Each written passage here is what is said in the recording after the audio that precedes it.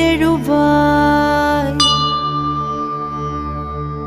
சிவாலயங்களில் அமர்ந்து தேடி வரும் அடியவர்க்கு தனி கருணை பொழிந்து வேண்டும் வரங்களை வள்ளலாக வழங்கி அருளும் காருண்ய தெய்வமே.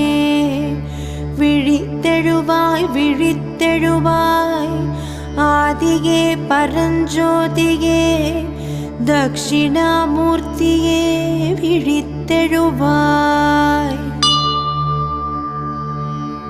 ஆலமரத்தின் கீழமர்ந்து நான் மறை 6 அங்கம் முதலானவை கற்றுணர்ந்த வல்லுணர்களுக்கு வேதங்களுக்கு அப்பாற்பட்டதாகியும்